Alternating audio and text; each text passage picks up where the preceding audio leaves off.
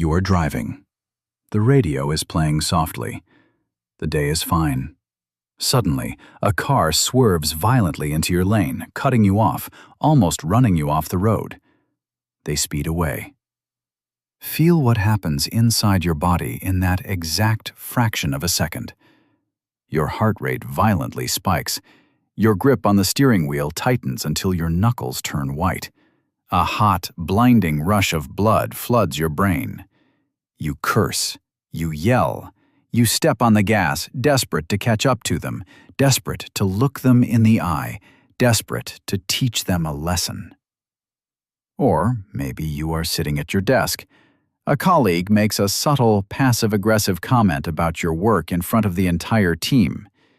You feel the immediate sting, the heat rising in your neck, the sudden, overwhelming urge to snap back, to defend your honor, to verbally destroy them right then and there.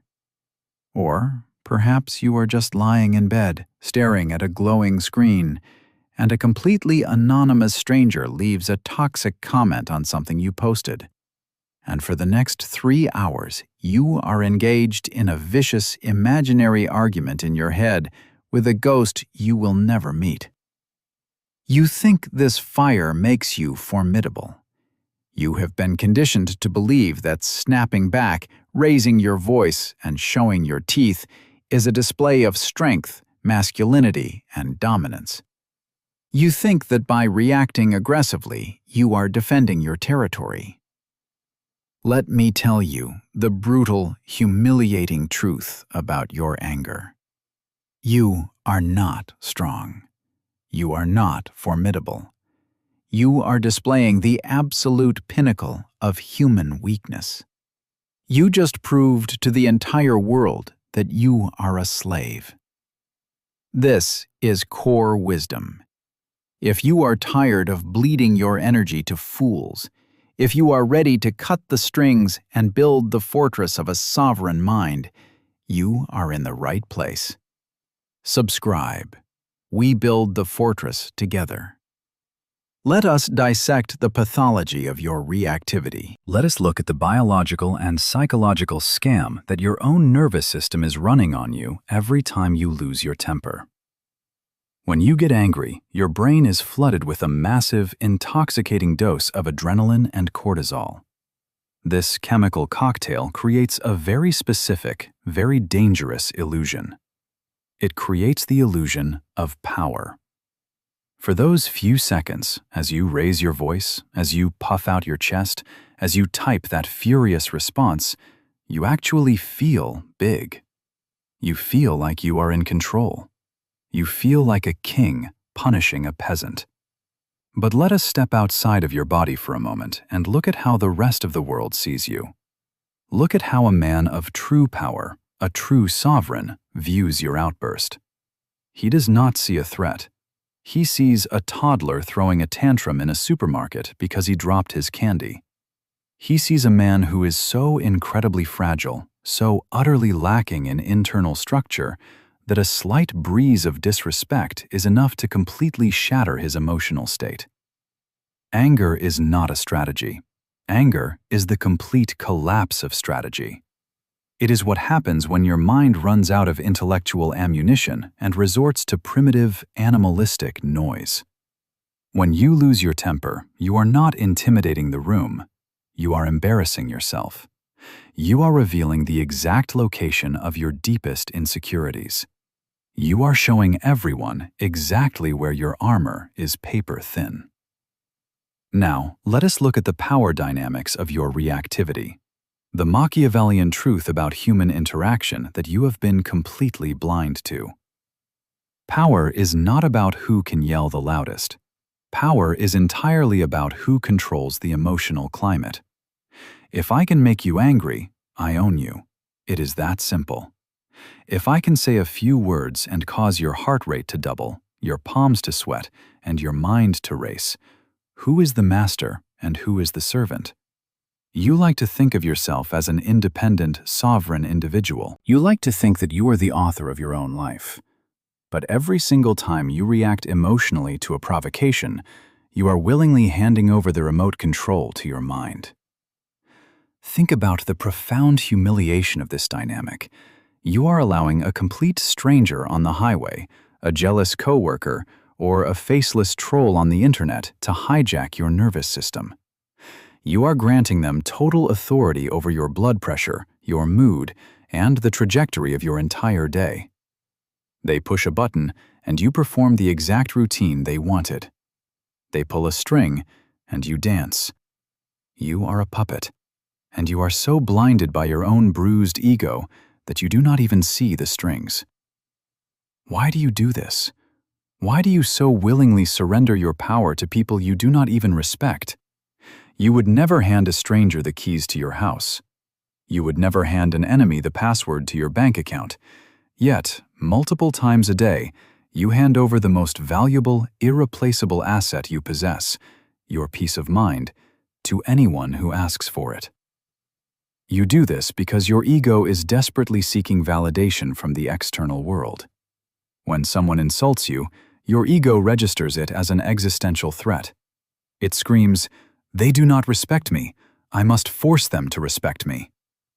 But respect cannot be extracted through a temper tantrum. By reacting, you are actually validating their insult. You are communicating, without saying a word, that their opinion of you holds massive weight. You are proving that they have the power to disrupt your peace. If a madman on the street looks at you and calls you a horse, do you drop to your knees and try to prove to him that you are a human being? Do you scream at him? Do you lose sleep over it? Do you type out a 3-paragraph essay explaining your humanity? No. You ignore him. You might even feel pity for him, because you are absolutely, unequivocally certain that you are not a horse. His delusion does not require your participation. But when someone calls you stupid, or weak, or incapable, and you explode in a rage, you are secretly terrified that they might be right. Your anger is a confession. It is the loud, frantic noise of a man who is not secure in his own kingdom. A sovereign does not need to scream to prove he is the king. The simple fact that he sits on the throne is enough, but you keep stepping off the throne to fight with the peasants in the mud. And every time you do, you cover yourself in the exact same dirt. Let us look closer at the mechanics of this self-inflicted humiliation. Think about the people who actively try to provoke you: the manipulators, the toxic coworkers, the internet trolls. They are essentially fishing. They are casting a line into the dark water, attaching a piece of cheap bait, an insult, a passive-aggressive comment, a blatant display of disrespect, and waiting to see who bites. And you, like a completely mindless animal, bite the hook every single time. You feel the sharp pull in your mouth, and instead of spitting it out, you fight. You thrash in the water. You exhaust all your energy trying to pull the fisherman into the water with you. But you are the one on the hook. You are the one being reeled in. They wanted a reaction, and you gave them exactly what they ordered. You rewarded their bad behavior with your most valuable currency, your attention, and your emotional energy. When you get angry, you step directly into their frame. You validate their existence. You elevate them to your level, or more accurately, you drag yourself down into their gutter. In the ruthless arena of power dynamics, a man who cannot control his temper is considered a massive liability. He is a weak link.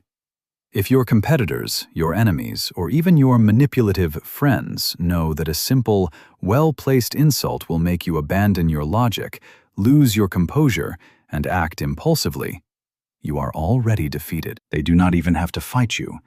They just have to trigger you, and you will destroy yourself. Anger makes you stupid. It literally shuts down the prefrontal cortex, the part of your brain responsible for logic, reason, and long-term strategy, and hands the steering wheel over to the amygdala, the primitive lizard brain. When you are angry, you cannot see the board. You cannot anticipate the next move. You become entirely predictable. You say things you can never take back. You burn bridges that took years to build. You send the email that gets you fired. You scream the words that end the relationship. And then the adrenaline fades, the cortisol drops, the lizard brain goes back to sleep, and your logical brain turns back on, only to look at the massive, smoking wreckage of your life. Then comes the hangover of reactivity, the deep, nauseating regret, the agonizing realization that you traded your kingdom for 5 seconds of feeling right. This is not the behavior of a sovereign. This is the behavior of a slave. You must ask yourself, how much is your peace of mind actually worth? Because right now, you are giving it away for free. You are letting a stranger in traffic dictate your heart rate. You are letting a fool on the internet dictate your mood for the entire evening. You are allowing external, uncontrollable events to dictate your internal reality. You are a biological puppet, and the entire world is holding the strings. To break these strings, to reclaim your throne, you must understand a profound psychological concept. It is the ultimate weapon of the sovereign mind. The psychiatrist Viktor Frankl, a man who survived the absolute, unimaginable horrors of the concentration camps, discovered the core secret of human freedom. He wrote, "Between stimulus and response, there is a space. In that space is our power to choose our response. In our response lies our growth and our freedom." Read that again. Between stimulus and response, there is a space. Your problem is that you have no space. For you, the stimulus and the response are glued together. Someone insults you, and within a millisecond, you are yelling back. An event happens, and you instantly explode. There is no pause. There is no filter. There is no choice. You are operating on pure, unthinking reflex. You are a machine reacting to a button press. To become untouchable, you must learn to pry that stimulus and that response apart. You must build the Stoic Gap.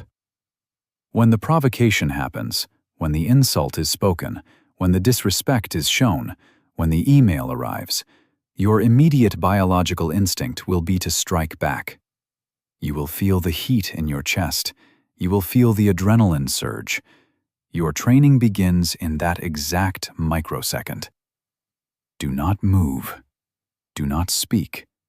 Do not type a single word. Freeze. You let the hot wave of adrenaline wash over you, and you do absolutely nothing. You sit in the fire. You hold the tension. You stretch that fraction of a second into 1 full second, then 2 seconds, then 3. You observe the anger rising in your body as if it belongs to someone else. You look at the person trying to provoke you, and instead of seeing an enemy, you see a desperate, noisy child begging for your attention. And in that expanded space, in that beautiful, silent, stoic gap, you finally reclaim your power to choose. You ask yourself, does this insect deserve my energy? Does this situation require my anger to be resolved? Or are they just desperately trying to drag me into their own internal chaos? 99% of the time, the answer is no. They do not deserve your energy. This is where you deploy the most devastating, demoralizing weapon in the human arsenal. A weapon far more destructive than shouting, cursing, or seeking revenge. The weapon of absolute, unbothered silence. You think non-reaction is weak. You think ignoring an insult is a sign of submission. You have been completely brainwashed. Non-reaction is not passive. Non-reaction is the most aggressive, dominant move on the chessboard. When someone attacks you, they are expecting a counterattack. They have braced themselves for the impact. They want the friction. They feed on the drama. When you refuse to react, you completely pull the rug out from under them. You deny them the friction they are starving for. You let their pathetic, noisy energy crash against a wall of solid stone. When you do not react, Their anger has nowhere to go but back into themselves. They are forced to sit in the awkward, humiliating echo of their own outburst. You become a mirror, reflecting their lack of control right back at them. You have denied them the one thing they wanted most, your submission. And by denying them your reaction, you have asserted ultimate dominance. You have told them, without uttering a single word, "You are not significant enough to alter my heart rate. You do not possess the clearance level to enter my mind." Think of the mountain. The mountain stands tall, rooted deep in the earth. It is ancient. It is unshakable. Then a storm comes. The wind howls. A madman stands at the base of the mountain and screams at it. He throws rocks at the stone. He curses the peak. He demands that the mountain move out of his way. Does the mountain argue back? Does the mountain try to explain itself? Does the mountain shrink or shake or lower itself to the level of the madman? No. The mountain simply exists, and eventually the madman exhausts himself. He loses his voice, he drops his stones, and he walks away, completely defeated by the sheer, crushing weight of the mountain's absolute indifference. You must become the mountain. When you react, you are the puppet. You are made of cheap wood and strings, dancing wildly, throwing your arms in the air for the amusement of a world that does not respect you. When you observe in silence, you are the mountain. You are untouchable. You are sovereign. To master this is to unlock a level of power that very few men will ever experience. It is the power of absolute emotional autonomy.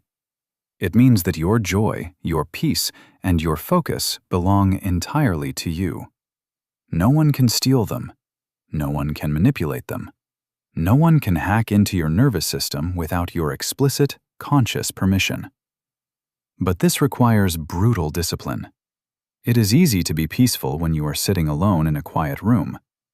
True Stoicism is tested in the fire. It is tested in the traffic jam. It is tested in the boardroom. It is tested in the comment section. Tomorrow the world will cast the line. Someone will cut you off. Someone will insult your intelligence. Someone will try to hand you a cup of their own toxic, bitter poison. You will feel the ancient, primal urge to drink it. You will feel the lizard brain begging you to snap, to yell, to prove your worth by causing a scene. Stop.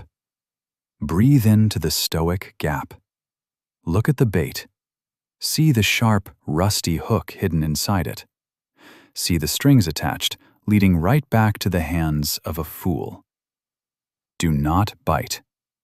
Look at them with a cold, unbothered stillness. Let them flail. Let them scream. Let them embarrass themselves. Their chaos is their punishment. Your peace is your reward. You do not owe the world your anger. You do not owe a peasant a battle. Stay on the throne. Keep the gates of the fortress locked, and let the storm outside burn itself out against your walls.